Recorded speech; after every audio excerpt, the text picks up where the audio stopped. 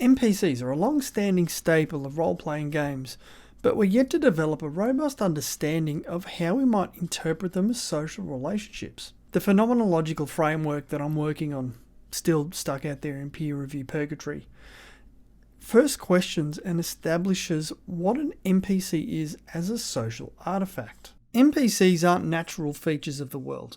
They are created by someone with a particular purpose in mind.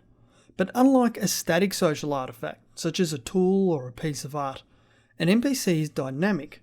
It performs, or at least appears to perform. The creators of the NPC, the writers, programmers, artists, motion capture and voice actors, all contribute their parts to an NPC in a collaborative effort to create an interactive, human-like digital artifact. Based on the phenomenology of Alfred Schutz, I propose that we can perhaps think about NPCs as digital homunculi, and as such we can recognise two things. The first is that, just like any other social artifact, while the player is interacting with this digital homunculus, they are indirectly interacting with its creators, who had to imagine what kind of interaction the player would have with the NPC, and how the player would interpret the NPC's performance. The second thing then is that these ascribed qualities allow us to treat the NPC as an artificial person or creature. It is given, so to speak, all of the elements it needs to interact with the player. That is, the player is able to make sense of the NPC as a digital interactive creature. Okay, so what does this tell us about Far Cry 6 Meaningful Experience and Empathy? Set on the fictional island of Yara, run by the fascist dictator Anton Castillo, the player assumes the character of Dani Rojas. The game centres on Dani earning the trust and support of various important NPCs around Yara, and ultimately taking down Castillo's regime. As is the tradition with the Far Cry franchise, this isn't done with diplomacy and picnics. It's done in the most violent way possible. The first claim I'll make is that from a play perspective, Far Cry 6 doesn't really build a compelling narrative. It relies so heavily on stereotypical ideas that, while it's fun, it's perhaps not particularly memorable. The NPCs we interact with in the game are well acted and they make sense, but at the same time, the relationships we form with them are pretty shallow. The relationships that Dani has with key NPCs only go as far as to provide context for why game quests need to be undertaken and, by proxy, why the player should actually bother to continue playing the game. For example, we have Clara Garcia, leader of Libertad, the resistance movement. Your tough as nails, uncompromising guerrilla. Clara sees Dani as a guerrilla, a soldado, a tool to be used. Their relationship is one of mutual benefit. Juan Cortez, perhaps the biggest stereotype in the game. Juan is a supposed former spy, complete with flower shirt, Panama hat and cigar.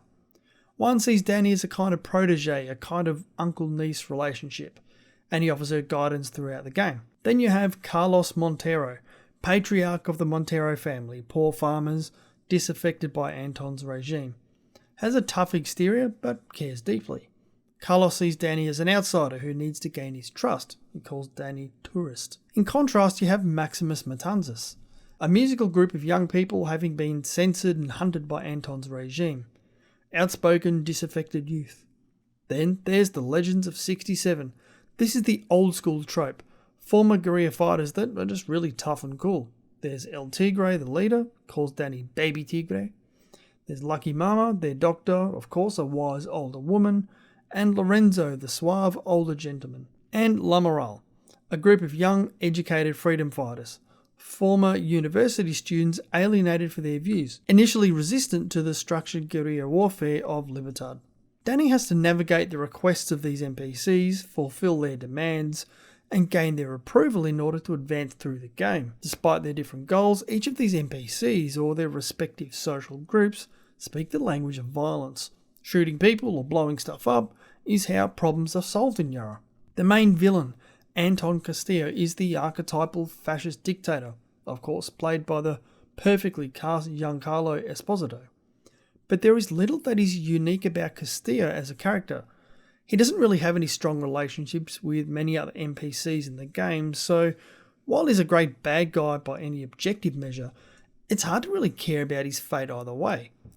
A good way to contrast this would be to compare him to Joseph Seed, the antagonist from Far Cry 5. Seed was a much more developed and controversial character. There is one other important NPC to mention, Anton's son Diego. A number of cutscenes interspersed throughout the game examine the relationship between Diego and his father. Anton is grooming Diego to take his place as leader of Yara, but Diego is resistant, even going as far as to try and flee to Miami himself. The relationship between Anton and Diego is one fraught with hyper-masculine ideals such as strength and violence. Dani and Diego interact during the game a couple of times, and Diego's presence in the game can be interpreted as a way to humanise the baddies, the Castillo family. Dani, of course, takes pity on Diego, wants to preserve his innocence, sees him as someone to be protected. Diego is conflicted as Dani humanises the resistance his father is trying to crush. Because the game relies heavily on stereotypical characters and stories, it's easily accessible, but this comes at the price of superficial and mundane player NPC interactions. From a player perspective, we can pretty easily predict what's going to happen next in the game or what NPCs are going to say to us. The stakes are explained but not really felt. We don't spend much time with NPCs other than when they're asking something from us. Consequently, the game narrative and NPC interactions rely almost exclusively on a context of guerrilla conflict, which can limit the player's opportunity to develop real empathy with the NPCs. Unless we've personally engaged in guerrilla warfare, there are few opportunities within the game to develop a shared frame of reference. But limited NPC depth isn't entirely responsible for the difficulties in fostering or creating empathy. There is one key feature missing from Far Cry 6: choice. NPC actions are prescripted, the player forced to sit back and pay attention to cutscenes. The player, us, aren't asked what we think. NPCs rarely ask Dani what they think. Whatever personal perspectives that we might have on war, conflict, violence, murder, fascism and so on, aren't given any airtime in relation to how we might decide to play the game. There are no pacifist options. The player cannot avoid violent conflict. Now, we can argue that of course it's Far Cry, what do you expect? The lack of player choice undermines NPC empathy. We don't get to make choices that influence the game narrative. We don't get to agree or disagree with NPCs, and we don't have any personal hand in their outcomes. We don't have opportunity to endorse or object to their personal circumstances or philosophies. We don't really get to talk to them about anything other than conflict. Therefore, the second claim that I want to make is that the presence of in-game choice influences opportunities to develop player NPC empathy. For example, when we have an NPC companion in a game that we can choose to have with us, to summon or dismiss NPCs that we can philosophically disagree with, we're perhaps more likely to empathise with them. The unknown outcomes of our choices provide real stakes. If our choices, the player's choices, not the player characters, result in the death of an NPC, that's real choice. Our choices have an impact. Despite its technical issues, this is what a game like Cyberpunk 2077 gets right. There are real choices about how the player plays the game and plays their character V. There is much greater opportunity for empathy through the sharing of personal stories with NPCs, and we must endure the ramifications of our choices. So, where to from here?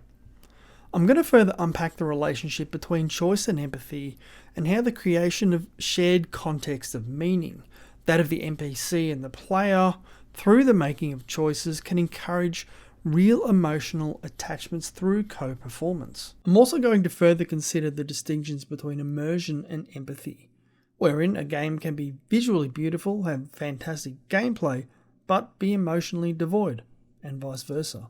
As the game industry progresses, as RPG games become more technically and narratively complex, and one day when we can all afford new graphics cards and modern consoles, we're going to be spending more and more time with rich NPCs, so it's worth putting effort into thinking about what this means and what impacts we might anticipate for better or worse.